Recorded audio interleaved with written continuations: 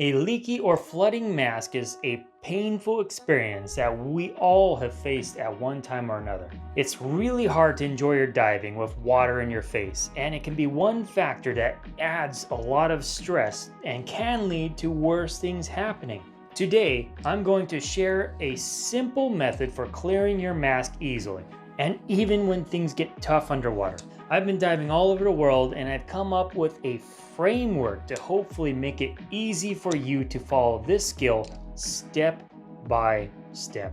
But first, let me dive into the problem, because we must understand the issue at hand before we can solve it. A dive mask has inherently a silicone skirt around it that should fit your face well. In some cases, if you bought a mask without testing it first with your face's shape, you might find that this particular mask just doesn't fit your face well, and that's not entirely fixable, although you can make it work, and we'll get into that. A well-fitted mask should fit your face where you press it onto your face with your hand, breathe in through your nose, and then hold as you release the pressure from your hand. The seal from the silicone should hold. If it slowly releases and eventually drops off the face, it has a slight leak. You can further wiggle the mask around to see how well the seal holds. A tip for those with facial hair, and something I need to consider, is that you need to make sure to shave along the edge where your mask will sit.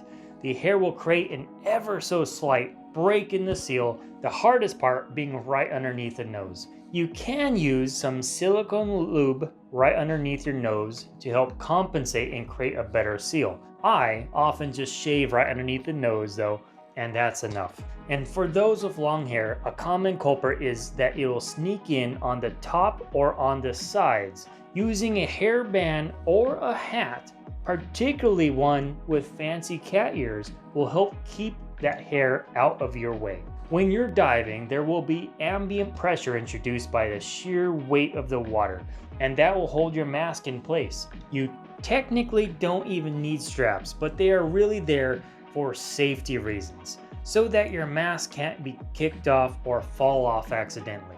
So I don't recommend going without straps. If you have a really good seal, you might even experience mask squeeze, which is where you need to equalize your mask by breathing a bit out of your nose to break the seal some. This is the opposite problem of our leaky mask. The problem with a leaky and flooding mask is where the skirt is not getting the suction it needs to maintain its own pressure inside, and so water slowly comes in, often through the nose area to balance it out. Now, I don't recommend this for the long run, but if you find yourself stuck with a leaking mask, you can apply artificial pressure by tightening the straps of the dive mask more. Not too tight though, otherwise you'll give yourself a really bad headache. Normally, these straps can be quite loose, but if it's tightened, it can help. Again, it's kind of an additional cheat, but you can use the silicone lube or some wax along the inside of the skirt to create a better artificial seal if you're not getting it normally.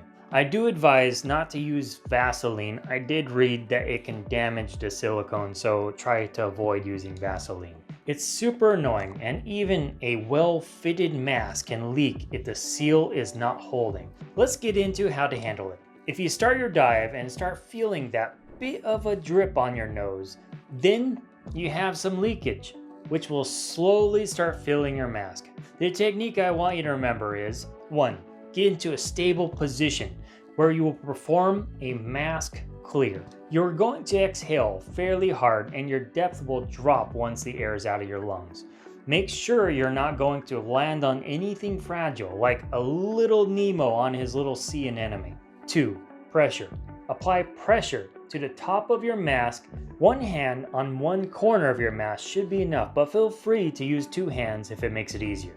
3. Tilt your head up so it's pointing towards the surface of the water. This lets the water collect in the nose area for easier drainage. And then 4, exhale. At this point, you'll blow hard through your nose, not your mouth, to push the water out. Remember, the nose, not the mouth. If you're having a hard time breaking the seal while exhaling, you might need to lift the bottom of the mask slightly. And then 5, repeat. If you have a higher volume mask or just didn't get it all out, no worries. Repeat this exhaling process as many times as needed. Do note to not quickly breathe in and out. Stay relaxed. Otherwise, you'll lose buoyancy and might be drifting up or down more than you should. And that is my framework, PPTER. It's not a great acronym, but it kind of reminds me of Peter. Just remember PPTER when you need to practice this skill. It will eventually become more like second nature. Position, pressure, tilt, exhale, and then repeat. PPTER. With a leaking mask, you can tighten up those straps and clear the mask through the dive. It's not something you need to bore over, but I know from experience it can be unpleasant.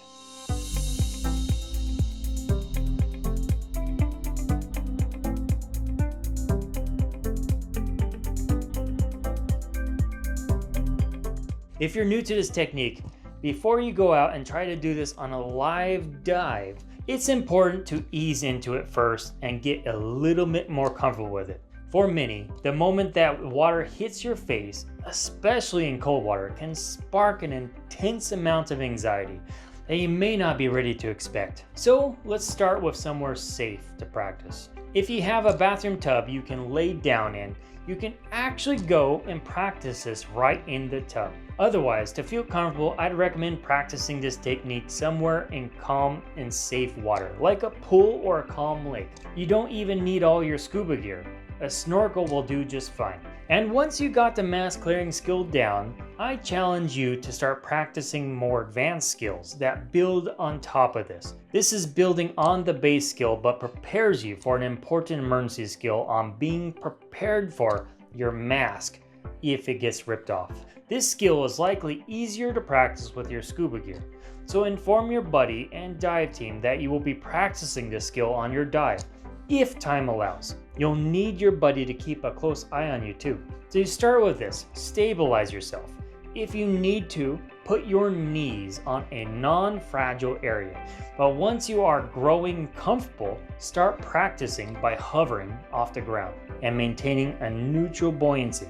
Then flood your mask halfway and clear it. Then flood the whole thing and clear it again. Now you're prepared for the next step. Now we remove the mask entirely. Careful not to drop it. But this is also why we have a dive buddy keeping an eye on us. Take a moment to embrace the water on your face. Calm yourself and find your inner peace. Keep breathing steady and controlled, trying to hold that buoyancy. This is harder than it sounds, trust me. Let your buddy know that you want them to tap on the top of your arm if you're ascending, or the bottom of your arm if you're descending, beyond a normal breathing range. When you're ready, put your mask back on and clear it. If it's a low volume mask, one breath is often enough, but for higher volume masks, you'll likely need 2 or more. But this is why you take your time. The R of TR is repeat. Take your time, there's no need to race. Focus on relaxing and keeping your buoyancy steady. And for those who have grown adept with the skill set this far, there are more advanced drills to practice. With a buddy keeping a close eye on you, and again tapping if you're ascending or descending to keep you fairly steady and neutrally buoyant. You can then take your mask off, maintain a hover position, and swim a little bit forward. I wouldn't try turning or doing any cool tricks or anything, just swim forward, trying to hold your trim and buoyancy as steady as possible, and when you're ready, put that mask on, purge, and see how you did. The goal of all of this, of course, is to build your comfort in the water. So if that emergency ever does happen to you, and you do lose your mask, you will have experienced this before. And of course, you have confidence in your skills and your ability to maneuver without a mask. At least enough to get you to safety. It's also important to note that a lot of divers keep a spare backup mask in a pocket for the very reason that if their mask is lost, you can potentially just get into your pocket, pull out another mask, and mitigate that risk entirely. Still, This training drill will more than prepare you for handling a mask flooding and mask off scenario. I do want to asterisk all of this with that these drills can be dangerous if you don't ease into them. So follow the order I described to build comfort and confidence with these various drills before moving into the more advanced drills. Jumping to advanced drills will not be safe. I want you to be a safe diver and push your limits to the safest manner possible. Mastering mask clearing is about technique and mindset. With preparation and practice and mental resilience, you'll turn a potential panic into an underwater calm. But you can't just know it. You have to do it. So be sure to practice these drills progressively and take your diving to the next level of preparedness. If you enjoyed the instruction in this video, then don't stop now. I have 2 whole series to help you take your scuba diving to the next level. Check them out here and here. And until next time.